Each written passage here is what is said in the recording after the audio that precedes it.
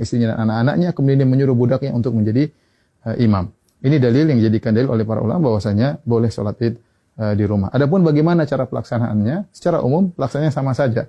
Tidak ada bedanya kita sholat id di rumah dengan sholat id di lapangan. Bedanya kalau di rumah kita tidak melaksanakan khutbah, itu saja. Baik, saya ingatkan kembali bagaimana cara pelaksanaan sholat id. Sebelum sholat id kita disunahkan untuk mandi, ya, yaitu mandi tersebut kita kerjakan setelah terbit fajar agar kita mandi di hari id, ya.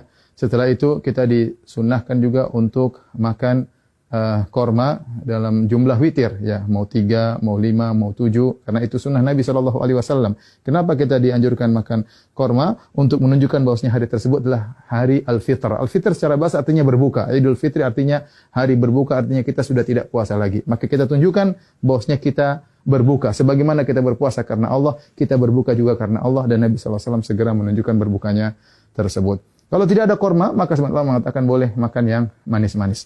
Kemudian setelah itu kita sholat id. Adapun sholat id, maka waktunya dimulai dari waktu syuruk, yaitu sekitar 15 menit setelah sunrise, setelah terbit matahari.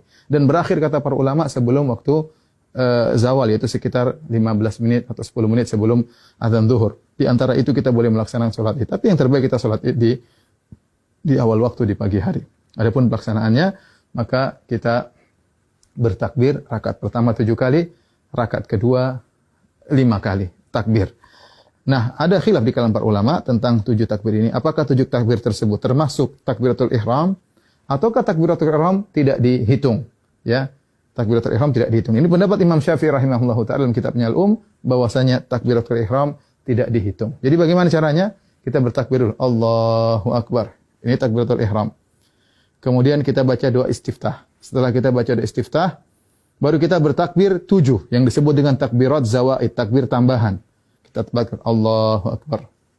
Allahu Akbar. Nah, apakah di antara takbir ini ada doa khusus? Tidak ada dalil ya, dari Nabi SAW.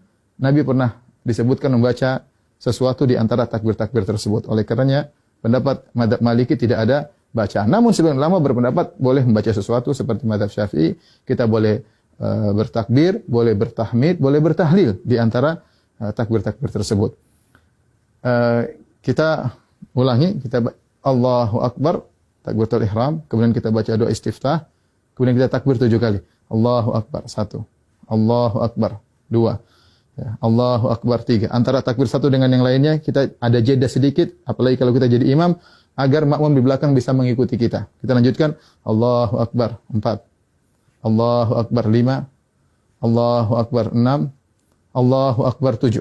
Setelah itu kita ta'awudz, kemudian kita baca Al-Fatihah. Setelah baca Al-Fatihah, kemudian kita baca surat. Nah, surat ini kita bisa baca, disunahkan baca surat Sabbihisma Rabbikal A'la, atau kita baca surat Qaf, ya. Salah satunya sunnah, seandainya seorang baca surat yang lain juga tidak jadi masalah. Setelah kita selesai baca surat, maka kita ruku, Allahu Akbar, ya, seperti biasa. Kemudian kita sholat, sampai kemudian kita pada rakaat, mau naik ke rakaat kedua, tatkala kita sujud, ya, kita sujud, kemudian kita mau bangkit ke rakaat kedua, maka kita bertakbir. Allahu Akbar. Ya. Nah, takbir dari sujud menuju ke rakaat kedua namanya takbir al-intiqal.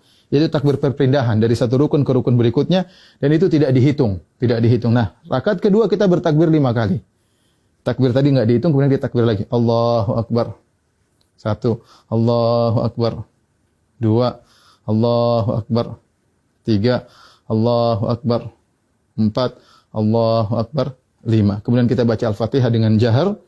Kemudian setelah itu kita baca surat, disunahkan kita baca surat Al-Ghasyiyah atau kita baca surat Qaf, surat Al-Qamar, kita baca surat Al-Ghasyiyah atau kita baca surat Al-Qamar. Kalau tidak, kita baca surat yang lain, tidak jadi masalah. Kemudian kita selesaikan salat kita. Nah, setelah salat, apakah ada khutbah? Jawabannya, Anas bin Malik ketika mengumpulkan anak dan istrinya, beliau tidak berkhutbah. Oleh karenanya, asalnya kita tidak berkhutbah. Namun sebagian ulama seperti Ibn Qasim dari mazhab Maliki mengatakan jika berkumpul banyak orang, maka ada yang berkhutbah, maka itu baik. Tidak mengapa, tidak terlarang. Ya. Demikian tata cara singkat ini. Semoga bermanfaat bagi kaum muslimin. Semoga Allah menerima ibadah kita. Wabillahi taufiq. Assalamualaikum warahmatullahi wabarakatuh.